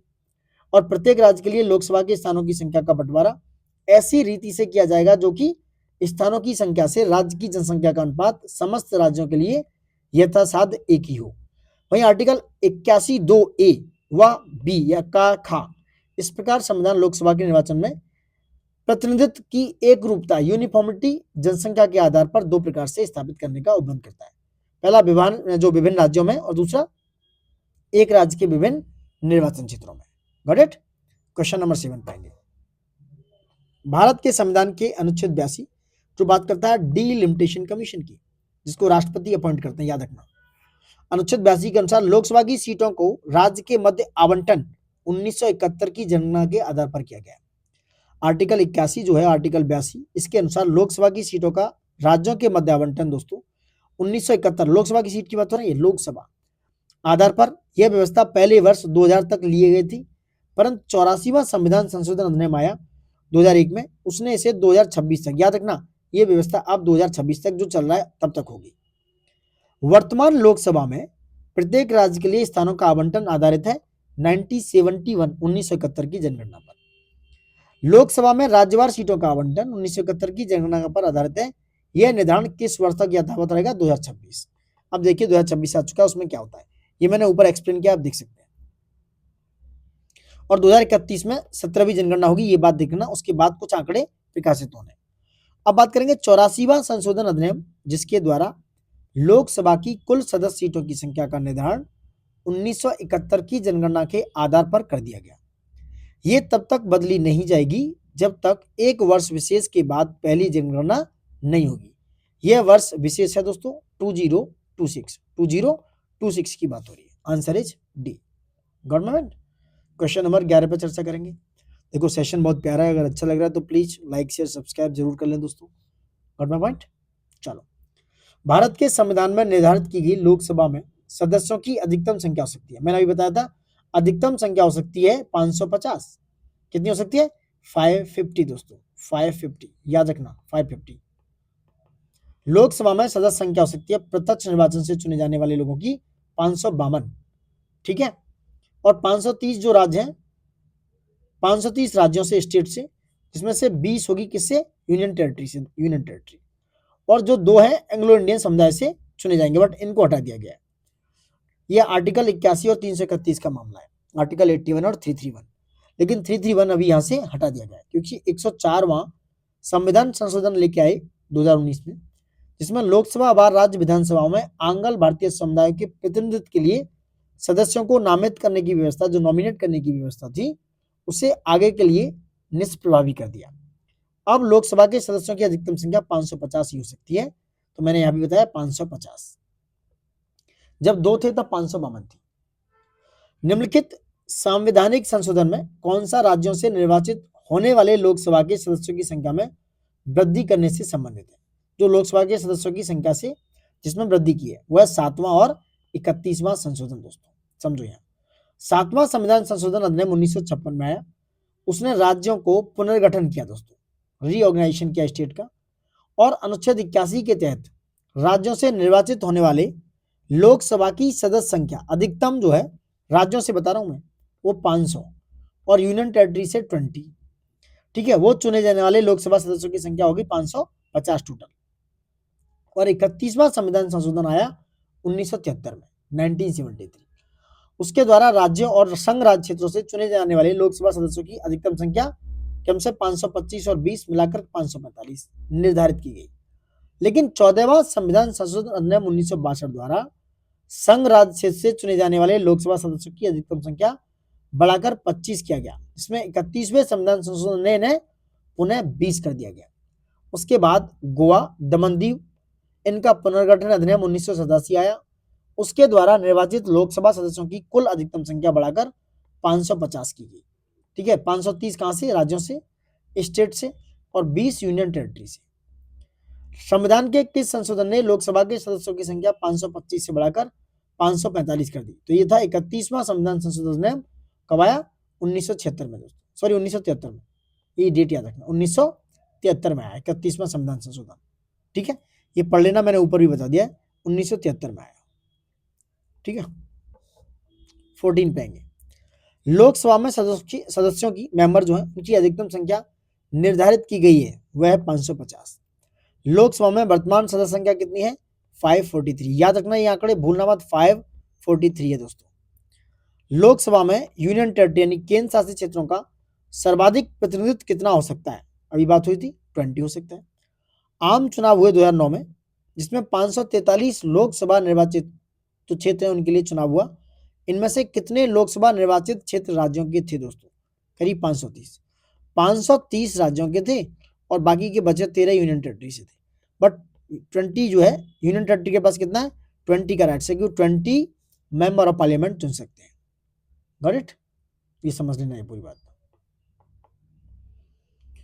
लोकसभा में, क्वेश्चन नंबर बात हो रहा, लोकसभा में केंद्र शासित प्रदेशों के लिए कितनी सीटें आरक्षित हैं? यह 20 सीटें। संविधान का आर्टिकल 81 जो 31वें संविधान संशोधन 1973 तथा गोवा, दमन दीव और इनके पुनर्गठन अधिनियम 1987 द्वारा संशोधित किया गया, उसके अनुसार लोकसभा के लिए अधिकतम 530 सदस्य और राज्यों के निर्वाचन क्षेत्रों से, वहीं अधिकतम 20 सदस्य यूनियन टेरिटरी यानी कि केंद्र शासित प्रदेशों से निर्वाचित हो सकते हैं। वर्तमान में संघ राज्य क्षेत्रों की लोकसभा सीटों की निर्धारित संख्या 19। दिल्ली में 7, याद रखना, दिल्ली में कितना है? 7। अंडमान निकोबार में 1, चंडीगढ़ में 1, दादरा नगर हवेली में और दमन दीव में 2, लक्षद्वीप में 1, पुडुचेरी में 1 और जम्मू कश्मीर में 5 और दिल्ली में 7 और लद्दाख में 1 है। जबकि राज्यसभा में निर्धारित संख्या अगर बात करें तो दिल्ली में राज्यसभा के 3 है, टोटल 8 है, यूनियन टेरिटरी की 8। दिल्ली में कितने हैं? 3 और पुडुचेरी 1, जम्मू कश्मीर 4 है। तो जम्मू कश्मीर में कितने हैं राज्यसभा से? 4 दोस्तों, 4। ठीक है, चलो समझ लो अब क्या है मामला, आगे की बात करेंगे। चलो समझते हैं। क्वेश्चन नंबर 19 पे आ जाओ। भारतीय संविधान के किस अनुच्छेद के अंतर्गत लोकसभा में अनुसूचित जाति यानी एससी के आरक्षण का प्रावधान किया गया है? यह आर्टिकल है 330। इंपोर्टेंट है, बहुत इंपोर्टेंट, लगा लो, यहां से आता है क्वेश्चन। 330 भारतीय संविधान का आर्टिकल 330(1) के उपखंड का के तहत लोकसभा में अनुसूचित जातियों के लिए आरक्षण का प्रावधान किया गया है। वहीं दोस्तों अनुच्छेद 330(1) के उपखंड खा यानी बी में असम के स्वशासी जिलों की अनुसूचित जनजातियां जो कौन सी है? एससी, इनको छोड़कर अन्य अनुसूचित जनजातियों के लिए उपखंड गा है उसमें असम के स्वशासी जिलों की अनुसूचित जनजातियों के लिए लोकसभा में आरक्षण की व्यवस्था की गई है। निम्नलिखित राज्यों में अनुसूचित जनजातियों जो एसटी के लिए लोकसभा में स्थान आरक्षित नहीं है। कहां पर? केरल और तमिलनाडु दोस्तों। Answer is a. ठीक है, पढ़ लेना ये। वही 2008 के परिसीमन में डिलिमिटेशन कमीशन के बाद कर्नाटक और मेघालय में एसटी के लिए लोकसभा में स्थान आरक्षित थे, 2-2 सीटें थी, जबकि शेष उपरोक्त विकल्प देखा गया उसमें नहीं है। 21 किस राज्य की लोकसभा में अनुसूचित जाति यानी एससी तथा एसटी के लिए आरक्षण नहीं है? यह है अरुणाचल प्रदेश और जम्मू कश्मीर दोनों में। ऊपर मैंने बताया लोकसभा में अनुसूचित जाति के लिए आरक्षित स्थानों की संख्या कितनी है? यह 84। याद रखना, इंपोर्टेंट क्वेश्चन है ये। लोकसभा में, ये लोकसभा की बात हो रही है जिसमें 84 एससी के लिए सीटें आरक्षित हैं। लोकसभा में संविधान है, संविधान के अनुच्छेद में 330 है और 330 के तहत एससी के लिए जो आरक्षण का प्रावधान है उसमें 84 सीटें एससी के लिए तथा 47 सीटें एसटी के लिए। याद रखना, एसटी के लिए कितनी है? 47 सीटें आरक्षित हैं दोस्तों, ये दोनों आंकड़े। यदि किसी राज्य के लिए लोकसभा के स्थानों की आवंटित संख्या 42 हो तो उस राज्य के लिए अनुसूचित जाति हेतु आरक्षित स्थानों की संख्या होगी, कितनी होगी? इसमें कुछ दिया नहीं है, 10 हो सकती है, कुछ आंसर नहीं दिया भाई, पता नहीं क्या होगा। मैं एक्सप्लेनेशन देख लेते हैं एक बार। चलो, क्या है एक्सप्लेनेशन? देखिए, अनुच्छेद 330(2) उसके अधीन किसी राज्य या संघ राज्य क्षेत्र में यानी कि यूनियन टेरिटरी में अनुसूचित जाति दोस्तों एससी या एसटी, इनके लिए आरक्षित स्थानों की संख्या का अनुपात लोकसभा में उस राज्य या संघ राज्य क्षेत्र को आवंटित स्थानों की कुल संख्या से वही होगा जो उस राज्य या संघ राज्य क्षेत्र की अनुसूचित जातियों की अथवा उस राज्य की या उस राज्य या संघ राज्य क्षेत्र के भाग को अनुसूचित जनजातियों की जिनके संबंध में स्थान इस प्रकार आरक्षित है। उदाहरण की बात करें, 1996 में पश्चिमी बंगाल और तत्कालीन जो आंध्र प्रदेश है उसमें लोकसभा के जो सदस्यों की संख्या थी 42, जिसमें एससी के लिए आरक्षित सीटें थी कम से 8 और 6। वर्ष 2008 का परिसीमन हुआ यानी कि डीलिमिटेशन कमीशन आया। इन दोनों राज्यों में एससी के लिए आरक्षित सीटें कम से हुई 10 और 7। वर्तमान में तेलंगाना राज्य के गठन के बाद आंध्र प्रदेश तथा तेलंगाना में अनुसूचित जातियों यानी एससी के लिए आरक्षित स्थान है कम से 4 आंध्रा में और तेलंगाना में है 3। अब 42 लोकसभा सीटों वाला एकमात्र राज्य पश्चिम बंगाल है जहां अनुसूचित जाति यानी एससी के लिए 10 तथा अनुसूचित जनजाति यानी एसटी के लिए 2 लोकसभा सीटें आरक्षित हैं। ये पूरा पढ़ लेना, एक बार रीड आउट करना बहुत जरूरी है आपके आउटपुट के लिए, आपकी इफिशियंसी के लिए, आपकी अपनी एक्यूरेसी के लिए। चलो 24 पे आओ। लोकसभा में अनुसूचित जनजाति यानी we are talking about ST. बताइए एसटी में टोटल कितनी है, यानी कि जो 550 सीटें हैं उसमें से एसटी के लिए कितनी सीटें आरक्षित है? 47। ये मैं बता चुका हूँ, रिवीजन करो रिवीजन। लोकसभा में अनुसूचित जनजातियों के लिए निम्नलिखित में से किस राज्य में सर्वाधिक आरक्षित सीटें? राज्य की बात हो रही है तो ये है मध्य प्रदेश में। एसटी के लिए सबसे ज्यादा आरक्षित सीटें कहां पर है? एमपी में। 2008 का परिसीमन हुआ, उसमें दोस्तों उत्तर प्रदेश और बिहार में ऐसी सीटों की संख्या 0 है क्योंकि एसटी की सीटें यहां पर है ही नहीं, दोनों जगह कितनी है? 0। वहीं गुजरात में सीटें कितनी है? 4 और एमपी में कितनी है? 6। एमपी में एससी की सीट कितनी है? 6। गुजरात में कितनी है? 4 सीटें एसटी के लिए आरक्षित है, याद रखना। ये एमपी का मामला है एसटी में। निम्नलिखित में से कौन सा राज्य लोकसभा में अनुसूचित जनजाति यानी एसटी के सर्वाधिक प्रतिनिधित्व निर्वाचित करता है? मध्य प्रदेश। कितनी सीटें मैंने बताया अभी? 6। गुजरात में कितनी है? 4। ठीक है। लोकसभा में आंग्ल भारतीय समुदाय से सदस्य मनोनीत करने के लिए शक्ति किसके पास थी? राष्ट्रपति जी के पास। लेकिन 2019 में जो कॉन्स्टिट्यूशन अमेंडमेंट हुआ, ठीक है, 104वां, उससे ये एलिमिनेट कर दिया, हटा दिया गया है। ये आर्टिकल 331 था, याद रखना। 330 था एससी एसटी के लिए, 331 के अनुसार राष्ट्रपति की राय में अगर लोकसभा में किसी भारतीय आंग्ल भारतीय समुदाय का प्रतिनिधित्व पर्याप्त नहीं है तो वो क्या है? उनका प्रतिनिधित्व बढ़ा सकते थे। राष्ट्रपति आंग्ल भारतीय समुदाय से कितने सदस्यों को नामित, ये हटा दो, वैसे क्वेश्चन में से 2 हैं। भारत में राष्ट्रपति लोकसभा में 2 सदस्यों को निम्नलिखित में से किसका प्रतिनिधित्व करने के लिए मनोनीत कर सकता था? आंग्ल भारतीय। ठीक है। लोकसभा को कार्यकाल पूरा होने से पहले भंग किया जा सकता है राष्ट्रपति द्वारा, लेकिन प्रधानमंत्री जी की सिफारिश पर। आर्टिकल 85(2)(b) 85(2)(ख) के अनुसार लोकसभा उसका कार्यकाल पूरा होने से पहले भंग डिसोल्यूशन किया जा सकता है। ऐसा प्रधानमंत्री यानी कि मंत्रिपरिषद की सिफारिश पर राष्ट्रपति द्वारा किया जा सकता है। हालांकि यदि मंत्रिपरिषद ने लोकसभा में बहुमत खो दिया तो ऐसा मंत्रिपरिषद की सलाह पर लोकसभा को समय पूर्व भंग करने का बजाय राष्ट्रपति नई सरकार बनने सकने की संभावना के संदर्भ में अपने स्वविवेक का प्रयोग भी कर सकते हैं। चलो अब बात आएंगी 30 पे। 30 क्या कहता है उसकी चर्चा करेंगे। लोकसभा को, जो लोकसभा है उसकी बात हो रही है, लोकसभा को उसके कार्यकाल की समाप्ति पूर्व भंग किया जा सकता है। किसके द्वारा? राष्ट्रपति द्वारा मंत्रिपरिषद की सलाह पर। 31 पे बात करेंगे। भारत का राष्ट्रपति ऐसे स्थान पर जिसे वह ठीक समझे संसद का सत्र आहूत या आहन कर सकता है। ठीक है, भारत का संविधान एक वर्ष में संसद के 3 सत्रों का प्रावधान करता है, किंतु सभी तीनों सत्र को चलाया जाना अनिवार्य नहीं है।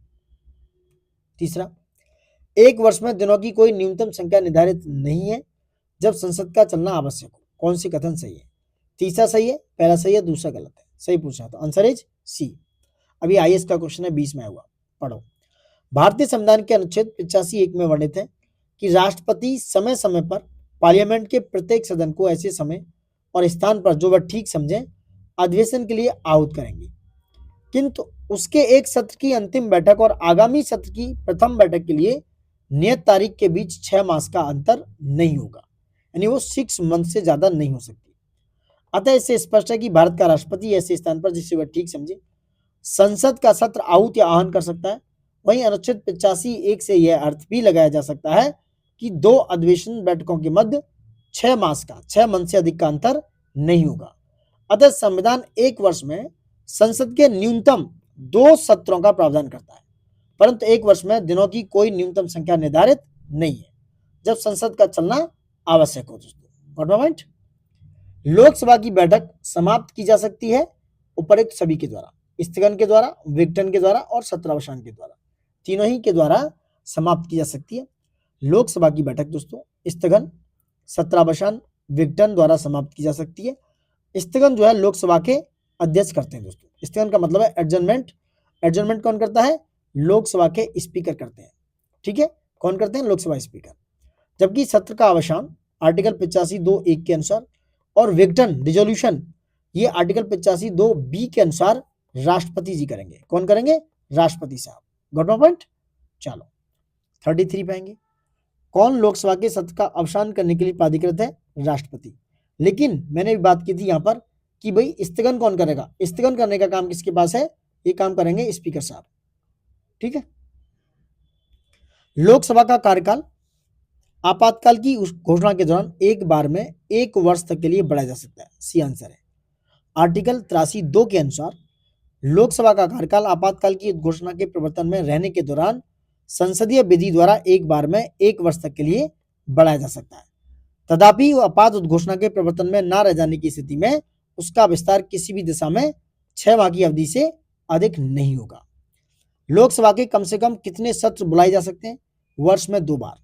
आर्टिकल 85(1) इज टॉकिंग अबाउट कि लोकसभा के एक सत्र की अंतिम बैठक की बात करें तो अंतिम बैठक और आगामी सत्र की प्रथम बैठक के बीच 6 माह से अधिक का अंतर नहीं होगा। इस प्रकार लोकसभा के कम से कम वर्ष में 2 बार सत्र बुलाए जाते हैं। लोकसभा का कोरम कुल संख्या यानी सदस्य संख्या का कितना होता है? 1/10। ये आर्टिकल 103 के अनुसार है। लोकसभा का अधिवेशन गठित करने हेतु गणपूर्ति, जिसे मैं बात कर रहा था, कोरम। ठीक है, ये है कोरम दोस्तों। कोरम कितनी होगी? सदन के सदस्यों की कुल संख्या का 1/10। सदन के सदस्यों की कुल संख्या का कितना होगा? अरे चौथा ही नहीं, 1/10 बी में ये सदन के सदस्यों की कुल संख्या का 1/10वां भाग। गवर्नमेंट ये गलत हो, सी नहीं है, बी है इसका आंसर। कंफ्यूज आ जाते हैं, लंबा सेशन हो रहा है लग रहा है। लोकसभा और 38 पे देखेंगे, लोकसभा और राज्यसभा में गणपूर्ति संख्या कितनी है? बहुत सिंपल है। कुल सदस्य संख्या यानी कि जो पार्लियामेंट है उसकी सदस्य संख्या का कितना? 1/10 दोस्तों, 1/10। कौन सा राज्य सबसे अधिक प्रतिनिधि लोकसभा में भेजता है? उत्तर प्रदेश। 80 MP आते हैं लोकसभा से। चलो मैं सबको बताता हूँ, उत्तर प्रदेश से कितने? 80 MP आते हैं। मध्य प्रदेश जो है, और हाँ राज्यसभा में उत्तर प्रदेश भेजता है 31। ये क्वेश्चन आया हुआ है, यूपीपीसीएस 2024 में आया है। ये राज्यसभा से कितने आते हैं? 31। पश्चिम बंगाल की बात करेंगे तो पश्चिम बंगाल में आते हैं 42, याद रखना ये। बिहार से बात करेंगे तो बिहार से आते हैं 40 और एमपी से आते हैं 29। ठीक है, लोकसभा में सदस्य की बात करें तो लोकसभा में 29 आते हैं एमपी से। भारत में किस राज्य का लोकसभा राज्यसभा में प्रतिनिधित्व सर्वाधिक है? उत्तर प्रदेश। लोकसभा में कितना है? 80 और राज्यसभा में कितना है? ये राज्यसभा में कितना है? 31। ठीक है, ये क्वेश्चन आया हुआ है। जहां तक लोकसभा में प्रतिनिधित्व का प्रश्न है, कौन सा राज्य दूसरे तथा तीसरे दर्जे पर है? दोस्तों बहुत सिंपल स्थान है। दूसरे पर है महाराष्ट्र और तीसरे पर है कौन सा? वेस्ट बंगाल। पहले पे यूपी है। Got it? अब महाराष्ट्र की सीटों की बात करूं तो देखो महाराष्ट्र का लोकसभा में जो प्रतिनिधित्व है दोस्तों वो है 48 सीटें और वेस्ट बंगाल का कितना है? 42 सीटें। कितनी? 42 सीटें। बिहार का 40 है मैंने बताया, और तमिलनाडु का 39 है, और मध्य प्रदेश का 29 सीटें। ठीक है, बिहार में ये सब हो गया। इस समय बिहार में लोकसभा सीटों की इतनी इतनी थी, लेकिन अब परिवर्तित होने के बाद ये है मामला। 42 आ जाओ। उत्तर प्रदेश के बाद लोकसभा में सर्वाधिक स्थानों का आवंटन किया गया है महाराष्ट्र के पास। मैंने ऊपर बताया, बताइए जल्दी कितना महाराष्ट्र में? 48। कितने हैं महाराष्ट्र में? 48। महाराष्ट्र में 48 सीटें, वहीं पश्चिम बंगाल में दोस्तों 42 सीटें, और बिहार में 40 सीटें। आंध्र प्रदेश में बताइए कितनी है? आप आंध्र प्रदेश में प्लीज बताइए, मैं ही बताता हूँ। 25 सीटें, अप्रोक्स 25 सीटें हैं आंध्र प्रदेश में। मध्य प्रदेश में बताइए, मध्य प्रदेश में, एमपी में 29 सीटें, मैचिंग में आता है इसलिए बता रहे हैं। लोकसभा में कितने स्थान राजस्थान के लिए निर्धारित हैं? तो भाई राजस्थान के लिए है 25 सीटें निर्धारित हैं, जिसमें 4 सीटें एससी के लिए हैं और 3 सीटें एसटी के लिए निर्धारित हैं। लोकसभा में बिहार का आवंटन स्थान निम्नलिखित में से किन राज्यों को आवंटित स्थानों का योग है? लोकसभा में बिहार का, तो बिहार में कितने? 40। बिहार में दोस्तों 40, लेकिन आपको गुजरात में देखना है। गुजरात में कितने मैंने बताया था? गुजरात में है 26। ठीक है, वहीं असम और झारखंड है कहीं? नहीं है। तो गुजरात के साथ असम और झारखंड को ले आएंगे, क्योंकि यहाँ इसमें एमपी में 29 है, असम में कितना है? 14, तो ये आंकड़ा हो जाएगा 40। लेकिन 2000 में बिहार में ये अलग सीटें थी, 2000 का क्वेश्चन है, अभी प्रेजेंट में देखो 40 सीटें हैं बिहार में, लेकिन गुजरात में 26 है, असम में 14, तो गुजरात और असम को साथ मिलाएंगे। गुजरात में 26 और झारखंड में कितनी है? 14, तब भी ये 40 हो गया। मध्य प्रदेश में कितनी है? 29, एमपी प्लस छत्तीसगढ़ इनको साथ लाएंगे तो 40 हो जाएगा। तमिलनाडु में कितनी है? 39, प्लस सिक्किम को लाएंगे तो 40 हो जाएगा। वाह, सिक्किम में 1, तमिलनाडु और मिजोरम को लाएंगे, तमिलनाडु और नागालैंड को आएंगे, 40 हो जाएगा। वाह भाई वाह, ये वाली बात समझो। निम्नलिखित में से राज्यों की किस युग्म को लोकसभा में समान सीटें प्राप्त है? कौन सा है? गुजरात में मैंने बताया कितनी? 26।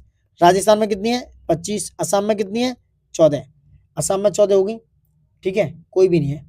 मध्य प्रदेश में कितनी है? अभी बात हुई थी। एमपी में रिवीजन कर लो भाइयों, एमपी में 29। तमिलनाडु में बताओ जल्दी कितनी है?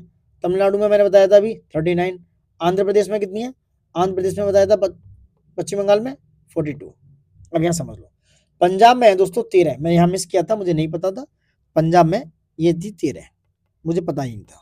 पंजाब में 13, यहाँ देख लो। तो पंजाब में 13 हो गई, असम में 14 है दोस्तों, गुजरात में आपकी 26 हो गई, राजस्थान में 25 हो गई, मध्य प्रदेश में 29 हो गई, तमिलनाडु में 39 है, आंध्र प्रदेश में 25 है, पश्चिम बंगाल में 42 है, छत्तीसगढ़ में कितनी है? 11 है, छत्तीसगढ़ भी नहीं पता, और महाराष्ट्र में हो गई 48।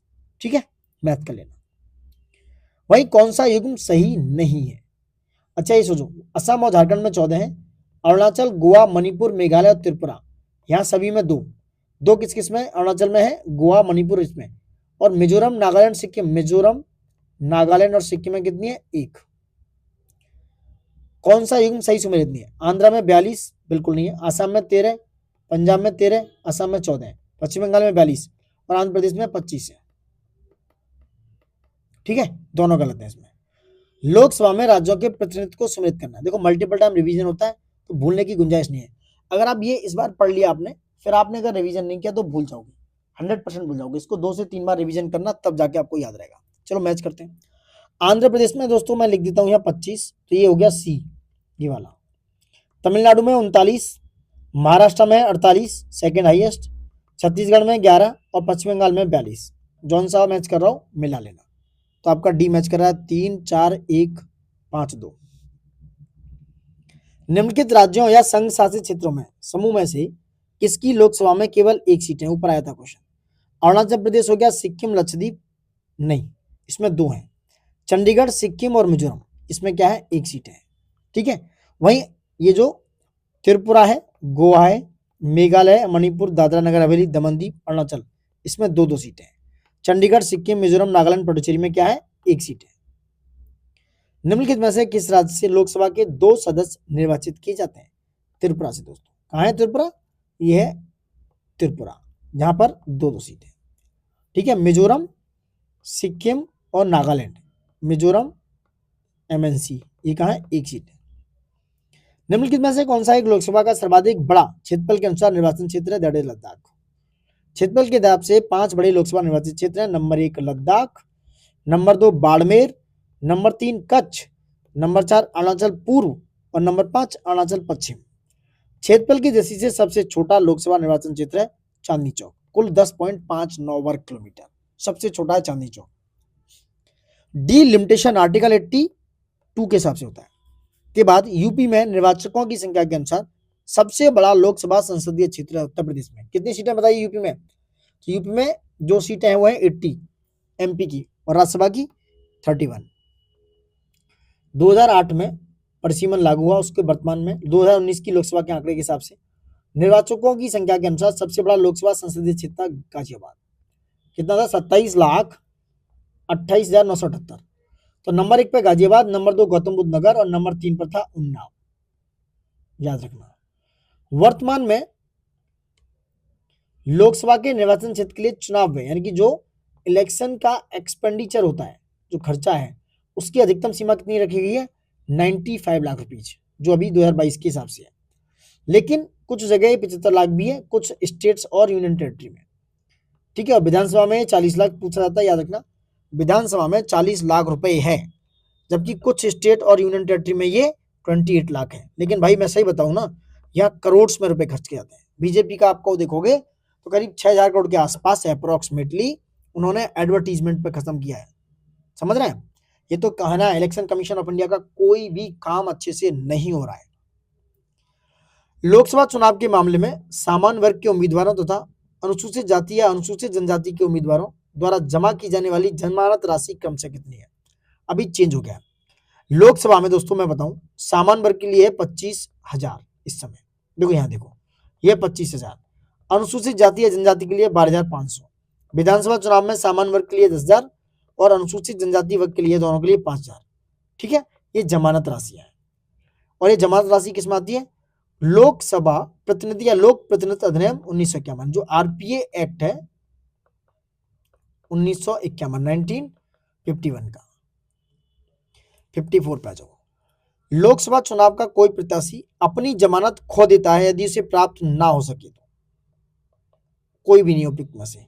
देखो, लोकसभा चुनाव का यदि कोई प्रत्याशी वैलिड जो मत है, वैलिड वोटिंग से अगर उसे 1/6 भाग प्राप्त नहीं कर पाता, कितना? 1/6, तो वह उम्मीदवार की जमानत राशि जो मैंने ऊपर बताई अभी जब्त हो जाती है, मतलब अपनी जमानत खो बैठता है। जमानत राशि कितनी है? लोकसभा चुनाव में, लोकसभा की बात कर रहा हूं, उसमें सामान्य वर्ग के लिए 25,000 और SC/ST के लिए कितना है? 12,500। विधानसभा में जो एमएलए चुने जाते हैं 10,000 और 5,000। ये राशि उसे वापस नहीं मिलेगी अगर वो वैलिड वोट का 1/6 भाग प्राप्त नहीं करेगा। लोकसभा का पहला आम चुनाव हुआ था 1952 में। समझ रहे हैं? देखो कितनी बार क्वेश्चन आया, कंफ्यूज हो जाते हैं 1952 53 ऐसा करके ना, तो याद रखना। लोकसभा का प्रथम चुनाव 25 अक्टूबर 1951 से 21 फरवरी 1952 तक चला। यह चुनाव कुल 489, ये पूछा सकता है, 489 सीटों पर हुआ। प्रथम लोकसभा का पहला अधिवेशन 13 मई 1952 को हुआ दोस्तों, 13 मई 1952। ठीक है, चलो। किस लोकसभा का कार्यकाल लगभग 6 वर्ष का था? तो ये था 5वीं लोकसभा का। 5वीं लोकसभा का कार्यकाल 6 वर्ष था, क्योंकि 15 मार्च 1971 से 18 जनवरी 1977 तक। 9वीं लोकसभा कब भंग की गई थी? मार्च 1991 में। 9वीं लोकसभा, 9th जो लोकसभा है उसकी बात कर रहे हैं, 2 दिसंबर 1989 को ये बनी हुई, गठन हुआ और 13 मार्च 1991 को भंग हो गई। भारत में 12वीं लोकसभा के लिए निर्वाचन हुए थे फरवरी 1998 में। ठीक है, चलो, ये पूछे जाते हैं ऐसे क्वेश्चन। लोकसभा का नेता कौन होता है दोस्तों? होता है प्रधानमंत्री जी। चूंकि अनुच्छेद 75(1) के अनुसार राष्ट्रपति जो है, प्रेसिडेंट साहब, लोकसभा में बहुमत दल के नेता को प्रधानमंत्री पद पर नियुक्त करते हैं और किसी भी सदन का नेता उस सदन का सदस्य होता है। यदि प्रधानमंत्री लोकसभा का सदस्य नहीं होता तो लोकसभा में सदन का नेता किसी वरिष्ठ मंत्री को बनाया जाता, तो लोकसभा का सदस्य हो। 60 पाएंगे। लोकसभा अथवा राज्य की विधानसभाओं के निर्वाचन में जीतने वाले उम्मीदवार को निर्वाचित घोषित किए जाने के लिए किए गए मतदानों का कम से कम 50% मत पाना अनिवार्य है। दूसरा, भारत के संविधान में अधिकथित उपबंधों के अनुसार लोकसभा में अध्यक्ष का पद बहुमत वाले दल को जाता है तथा उपाध्यक्ष का पद विपक्ष को जाता है। कौन सा सही है? Neither one nor two, D is right answer regarding this. क्या है? भारत में दोस्तों लोकसभा और जो राज्य विधानसभा है, राज्य विधानसभा, उनके चुनाव फर्स्ट पास्ट, आपने सुना होगा ये, first past the post system, first past the post system के हिसाब से किए जाते हैं, उसकी पद्धति के हिसाब से। इसके तहत देश तथा राज्यों या केंद्र शासित प्रदेशों को अलग अलग चुनाव क्षेत्रों में बांट दिया जाता है। क्षेत्र विशेष के मतदाता जो वोटर हैं एक उम्मीदवार के लिए एक मत देते हैं और सर्वाधिक मत प्राप्त करने वाले उम्मीदवार विजयी घोषित किया जाता है और जीतने वाले उम्मीदवार के लिए 50% मत प्राप्त करना अनिवार्य नहीं है, अतः कथन एक गलत है। इसके अलावा भारतीय संविधान के अनुच्छेद 93 जो आर्टिकल 93 है दोस्तों, उसके प्रावधान के तहत लोकसभा यथाशीघ्र अपने 2 सदस्यों को अपना अध्यक्ष और उपाध्यक्ष चुनती है। हालांकि ऐसी परंपरा रही है कि अध्यक्ष सत्तारूढ़ पार्टी या गठबंधन का सदस्य तथा उपाध्यक्ष विपक्षी पार्टी का यानी कि लीडर ऑफ अपोजिशन में से चुनते हैं वो, परंतु संविधान में ऐसा कोई उपबंध नहीं है। और ये पूछा था कि कॉन्स्टिट्यूशन में ऐसा है, तो भाई कॉन्स्टिट्यूशन में ऐसा बिल्कुल नहीं है, तो 2 भी गलत है और आंसर डी। भारत में लोकसभा का यानी स्पीकर का अध्यक्ष होता है, सॉरी लोकसभा का अध्यक्ष होता है, वो चयनित किया जाता है, इलेक्ट किया जाता है दोस्तों, ठीक है, क्या चूज किया जाता है, सॉरी चूज करते हैं उसको, इलेक्शन जैसे एमपी का वो इलेक्शन जीतेगा, उसके बाद उसे उसमें से चूज किया जाएगा। संविधान के अनुच्छेद 93 में यह आर्टिकल 93 याद रखना, इसमें उपबंधित है कि लोकसभा यथाशीघ्र अपने 2 सदस्यों को, एक तो अध्यक्ष व दूसरे उपाध्यक्ष चुनेगी और जब जब अध्यक्ष या उपाध्यक्ष का पद रिक्त होगा तब तब लोकसभा किसी अन्य सदस्य को यथा स्थिति अध्यक्ष या उपाध्यक्ष चुनेगी। यह अध्यक्ष या उपाध्यक्ष को चुनने का आशय चयनित होने से है। बेयर एक्ट में अंग्रेजी भाषा में चुनने के लिए चूज शब्द दिया गया, ना कि इलेक्ट, तो आप चूज कहेंगे दोस्तों, मैंने इलेक्ट बोला था, वो नहीं है ऐसा। लोकसभा के स्पीकर का निर्वाचन होता है, ये लोकसभा के सभी सदस्यों द्वारा, लोकसभा के स्पीकर को चयन करते हैं सभी सदस्य। निम्नलिखित में से कौन अपने पद की शपथ नहीं लेता है, तो स्पीकर नहीं लेते हैं दोस्तों, स्पीकर अपने पद की शपथ नहीं लेते हैं, बाकी के सब लेते हैं। स्पीकर जो है लोकसभा के अध्यक्ष अपने पद की शपथ नहीं लेता है, वह पहले ही लोकसभा सदस्य एज ए सांसद, एज ए एमपी उसके तौर पर पद की शपथ ले चुका होता है, अतः वह स्पीकर के तौर पर कोई नई शपथ नहीं लेता है, जबकि अन्य अपने पद के शपथ ग्रहण करते हैं। उपराष्ट्रपति हो, प्रधानमंत्री या राष्ट्रपति, ये सब क्या है, अपने पद की शपथ ग्रहण करते हैं, जो पद है उनके पास। निम्नलिखित में से कौन अपने पद की शपथ नहीं लेता है, तो अभी बात हुई थी स्पीकर दोस्तों, ठीक है, यह है स्पीकर। लोकसभा का अध्यक्ष अपना त्यागपत्र किसे सौंपता है, लोकसभा का अध्यक्ष जो होता है स्पीकर, वो उपाध्यक्ष को और उपाध्यक्ष अध्यक्ष को दोस्तों। संविधान के अनुच्छेद 94B 94B में कहा गया अनुसार लोकसभा का अध्यक्ष उपाध्यक्ष को संबोधित अपने हस्ताक्षर सहित लेख द्वारा अपना पद त्याग सकता है। Got it? 66 पे आएंगे। सेशन अच्छा लग रहा है तो प्लीज ज्यादा से ज्यादा लाइक शेयर सब्सक्राइब करें, क्योंकि दोस्तों अल्टीमेट सेशन है जो आपके लिए बहुत ही इंपोर्टेंट होने वाले हैं। These are important articles of parliament and Lok Sabha, very very important दोस्तों। ये इंडियन पॉलिटी का फुल फ्लैश आपके लिए लोकसभा का चैप्टर है जो इंपोर्टेंट है। चलो वापस आते हैं अपने क्वेश्चन पे। लोकसभा अध्यक्ष अपना त्यागपत्र संबोधित करेगा लोकसभा के उपाध्यक्ष को, आंसर इज सी। लोकसभा के अध्यक्ष को कैसे हटाया जा सकता है, बहुत इंपोर्टेंट क्वेश्चन। लोकसभा के सभी सदस्यों के, सभी यानी ऑल सदस्यों के बहुमत से पारित संकल्प के द्वारा। आर्टिकल 94C या 94 गा के अनुसार लोकसभा के तत्कालीन सभी सदस्यों के बहुमत से पारित संकल्प के द्वारा लोकसभा अध्यक्ष को पद से हटा सकते हैं, किंतु ऐसा संकल्प तब तक प्रस्तावित नहीं किया जा सकेगा जब तक इस आशय की कम से कम 14 दिन पूर्व लिखित सूचना ना दे दी गई हो। लोकसभा अध्यक्ष को उसके कार्यकाल की समाप्ति के पूर्व पद से हटाया जा सकता है यदि लोकसभा इस आशय का प्रस्ताव पारित कर दे। लोकसभा के अध्यक्ष को हटाया जा सकता है लोकसभा के कुल सदस्यों के बहुमत द्वारा पारित प्रस्ताव से। स्पीकर के पद के विशेष या विषय में निम्नलिखित कथनों में से कौन सा सही है दोस्तों? वह राष्ट्रपति के प्रसाद पर्यंत पद धारण करता है, गलत है, सारे गलत हैं, सही वाला बता देता हूँ। यदि वह त्यागपत्र देना चाहे तो उसे अपना त्यागपत्र उपाध्यक्ष को संबोधित करना होगा, लिखित द्वारा दोस्तों, लिखित के द्वारा।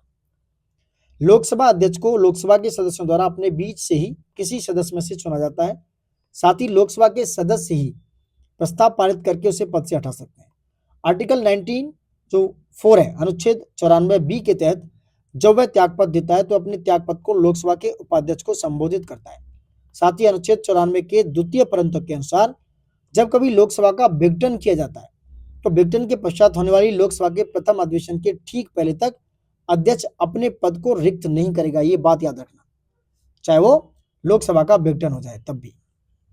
लोकसभा अध्यक्ष के पद के विषय में विचार करना है।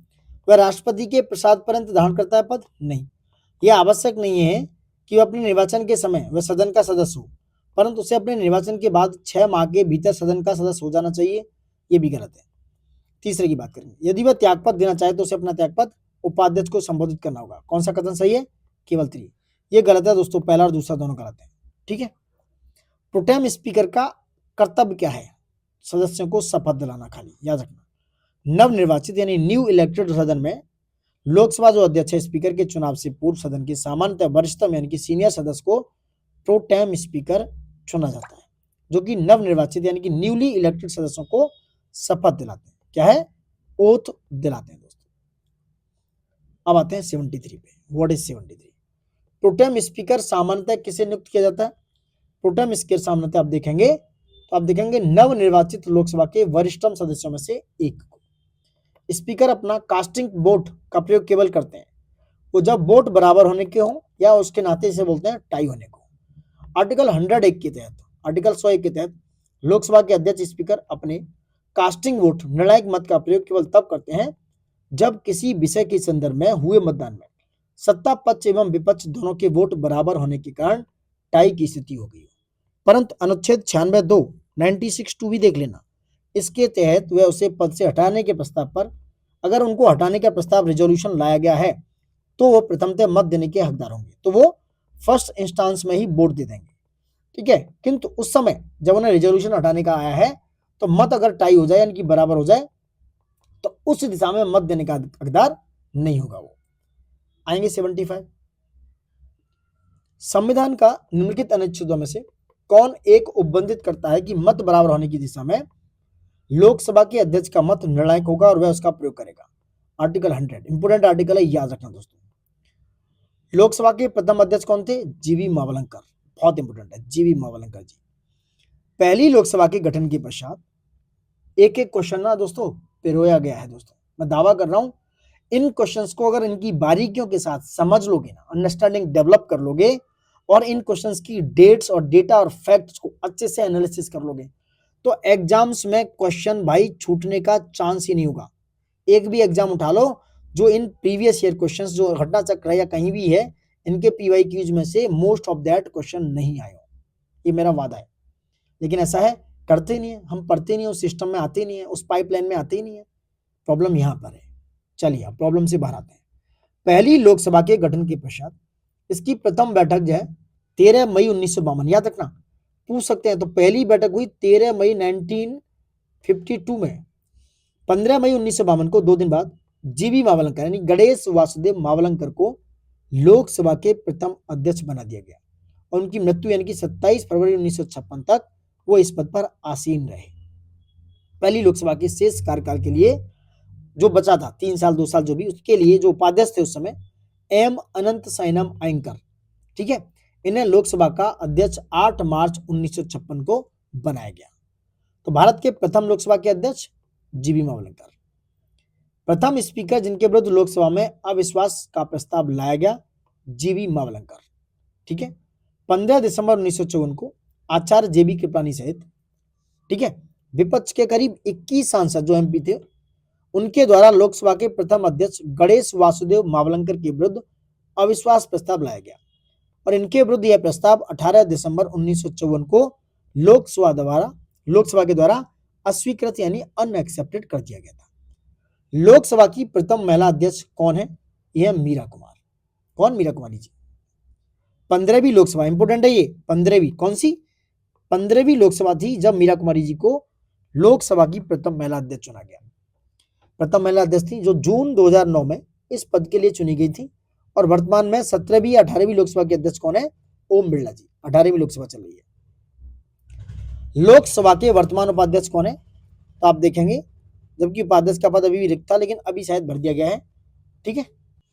तो लोकसभा के दोस्तों वर्तमान उपाध्यक्ष डिप्टी स्पीकर की बात कर रहे हैं। तो पॉइंट ये है कि भाई अभी भी कोई भी डिप्टी स्पीकर नहीं है। डिप्टी स्पीकर का जो पद है वो वेकेंट है। क्या है? खाली है दोस्तों।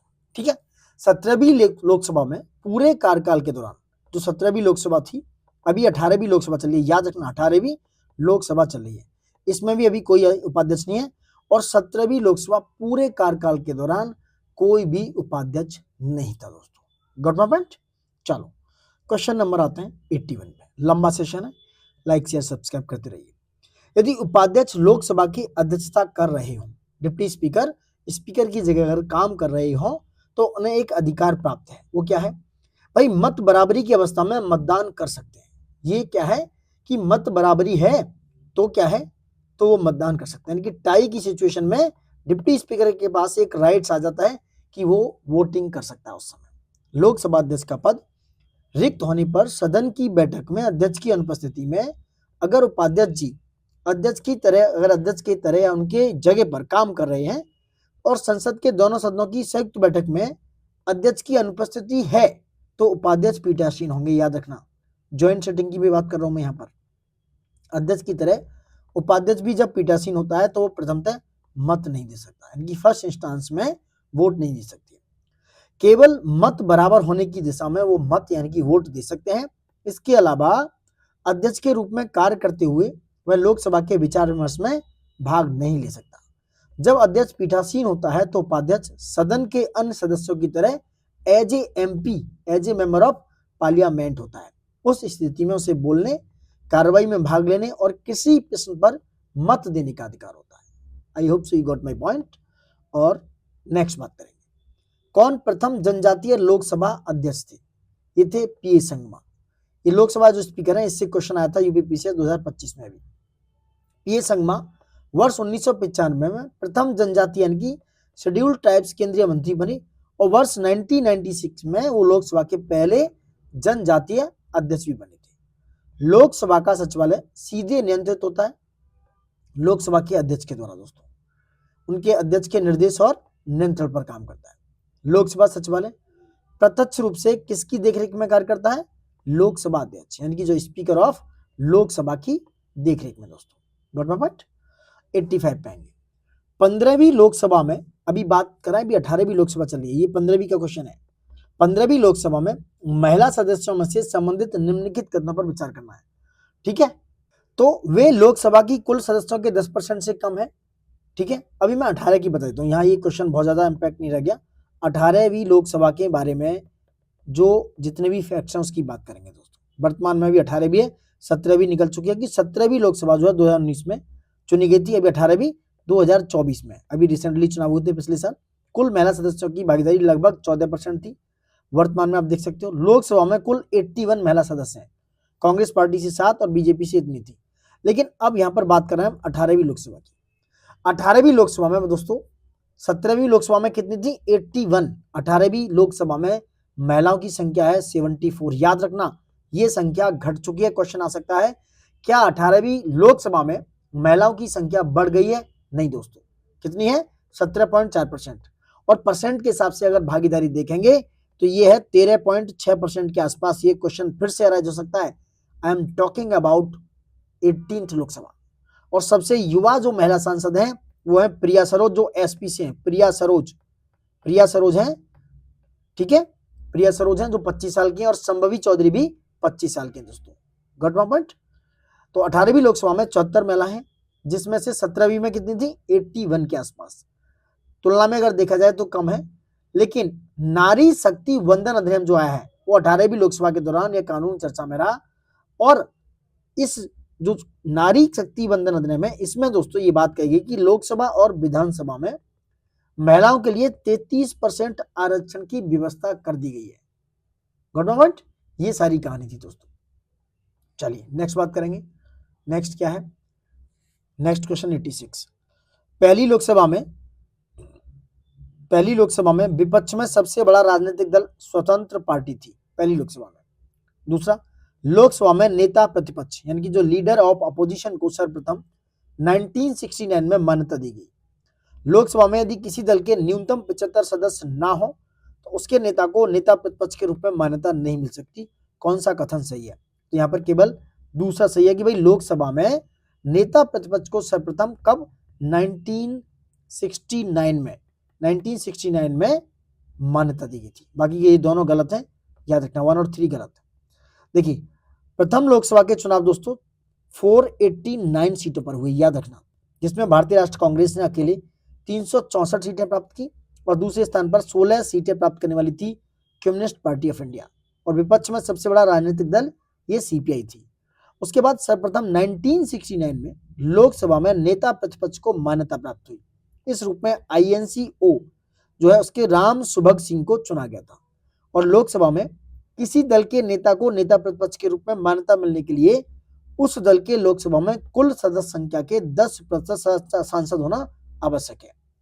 जो नेता प्रतिपक्ष है इसके रूप में मान्यता मिलने के लिए कितने, कुल सदस्य संख्या का 10%, यानी कि अगर 550 मेंबर है टोटल, 55 मेंबर भी हैं, तो भाई लोकसभा में जो है 10% के सांसद होने पे भी नेता प्रतिपक्ष चुन लिया जाएगा, उसको मान्यता प्रदान की जाएगी। तो इसलिए क्या है, 75 सदस्य की जरूरत नहीं है, वो 10% का आंकड़ा है। ये आंकड़ा थोड़ा याद रखना। करेक्ट। तो दोस्तों यहाँ हम लोकसभा कंप्लीट कर चुके हैं। नेक्स्ट सेशन में बात करेंगे राज्यसभा की, क्योंकि सेशन थोड़ा लंबा ज्यादा हो जाएगा, जिससे आपको रिवीजन करने में थोड़ा सा टाइम टेकिंग हो सकता है, और भी सब्जेक्ट शायद आपको कंप्लीट करने होते हैं। तो इसलिए याद रहे, नेक्स्ट सेशन में राज्यसभा पर चर्चा करेंगे। यहाँ लोकसभा को हम कंप्लीट कर चुके हैं, और ये सेशन आपको अगर अच्छा लगा हो तो प्लीज लाइक शेयर सब्सक्राइब ज्यादा से ज्यादा करें और अपने दोस्तों के साथ शेयर कर लें। Thank you for watching it. जय हिंद दोस्तों।